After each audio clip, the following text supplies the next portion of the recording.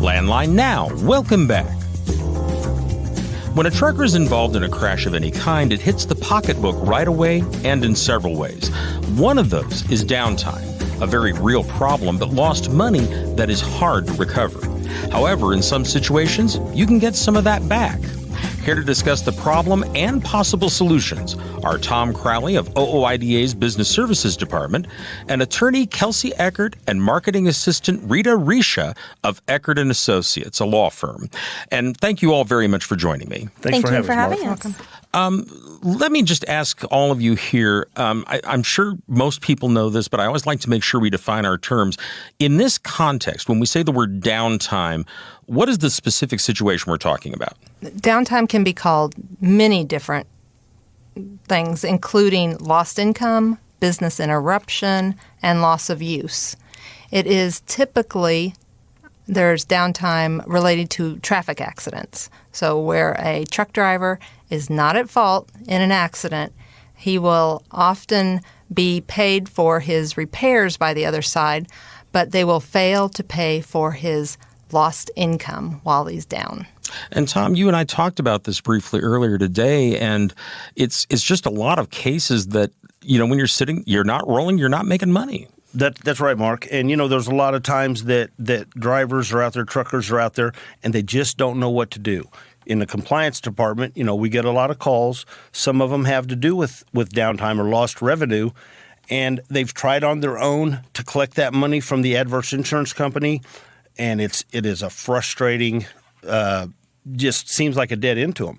And I suggest to many of them that, the adverse insurance company, they'd rather you go out of business and go away than to pay you anything. And that's where Kelsea and her team come in, because they're able to step in and where the trucker, he's good in the truck, but given a courtroom, no, he's lost. And that's where Kelsea and her team, they're awesome there. Tom, you said that you get phone calls. How often would you say this is happening to someone involved in some type of crash?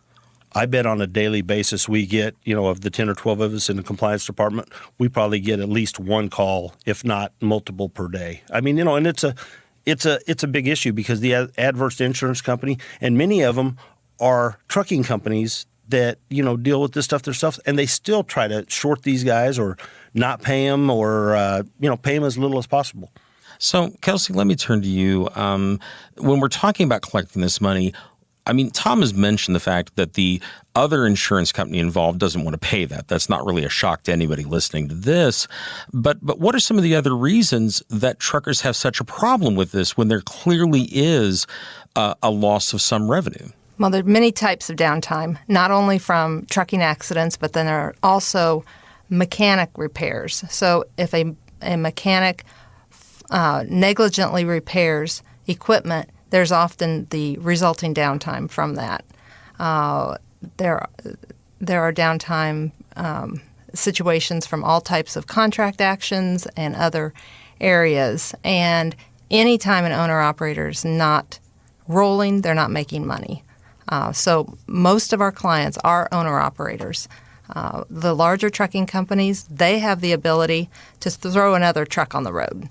But owner-operators, they will have one or two trucks, and those are dedicated to wherever they're going. And when they're down, those fixed expenses continue. All their insurance, their truck payments, trailer payments, all that continues. And it can really turn a small business upside down very quickly. Well, and I would think, the fixed expenses are a very obvious one because, your truck payment's not going to stop and your insurance is not going to stop if you want to maintain that. But I would think, too, that it would be difficult because it's one thing to look at a fixed payment you have and say, I'm paying this without income. I think it'd be very difficult to say exactly how much money you lost in terms of miles you didn't run because of the variability of that in the market. Right.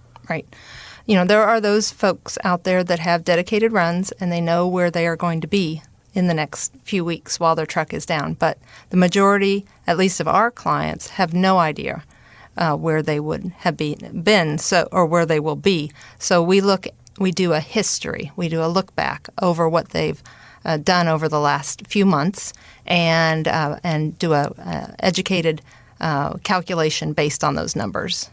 So let's talk a little bit here about the options available to a trucker. Obviously, you can try and collect yourself. You can go to an attorney. Is that pretty much it? Are there any other options available for them if they're in this situation? Well, I know that OIDA is just a fantastic resource. The Business Services Department here, I have heard from trucker after trucker over the last 20 years how fantastic the Business Service Department is on giving them guidance. And so where they cannot help them, then definitely an attorney's office can go forward. I know in our office we do this work nationwide, so we're able to help the insureds or the owner-operator wherever the accident happened. If we cannot settle a claim, then we have a network of attorneys nationwide where we will take that forward for litigation. And I would think actually going to court is kind of a last resort. Yes, absolutely. Because even though, at least in our office, we handle things on a contingency fee basis, there are still certain costs of the filing fees and the sheriff's fees, and then their time.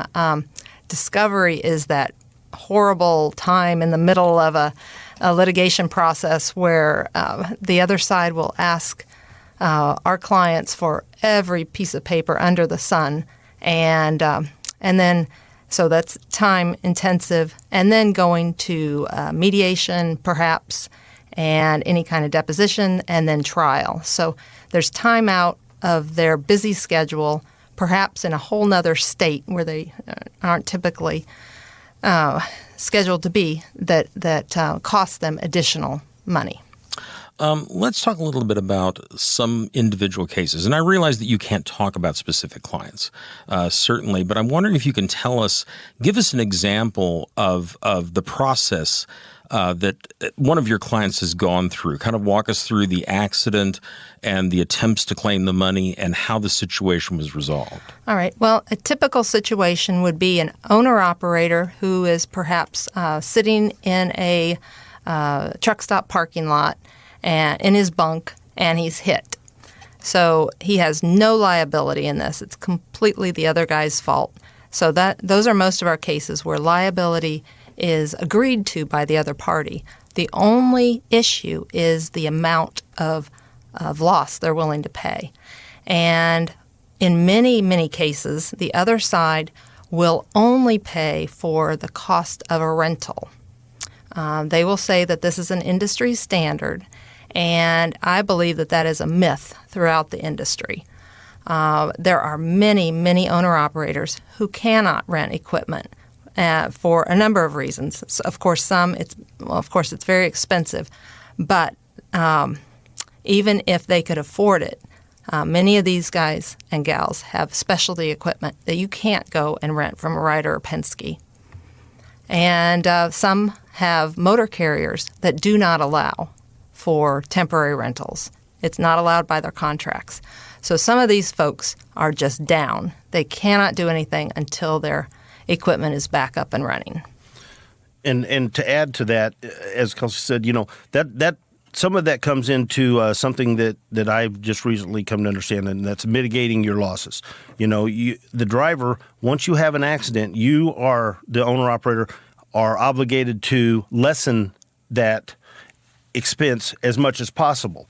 And that's why you hear a lot of them say, well, you should go rent a vehicle. And as Kelsey said, renting a vehicle, they say this industry standard. And I love that term, industry standard. Where do you find all the definitions for industry standard? Whether it's detention or rental or whatever. But, the mitigating your loss, it's up to the individual to lessen the damage as much as possible.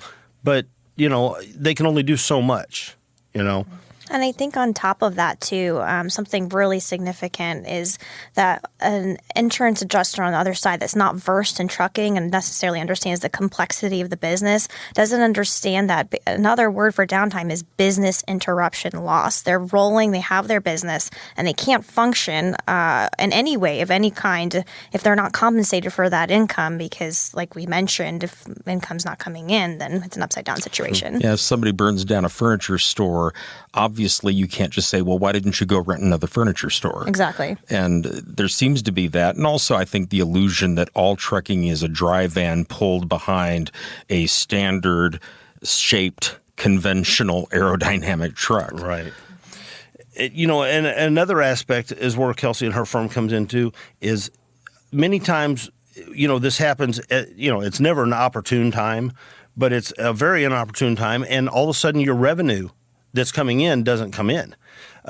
Kelsea and her team, they attack this stuff on a contingency basis, which, is just dynamite for somebody that doesn't have any revenue coming in. They're already worried about how they're going to pay their bills and eat next week. So, that's another area where Kelsea and her team are just fabulous. And there's something I want to do real quick. We use legal terms a lot, and we know what they mean. I think a lot of people do. But there's always people, as I say, that are born every minute that don't know that IRS stands for Internal Revenue Service. When we say contingency basis, can you explain what that means? Sure. Specifically in our firm, we charge, first of all, we have a free consultation for any of our callers. And then secondly, if they sign a contract with our office, we are paid on a percentage of what we collect at the end of the case.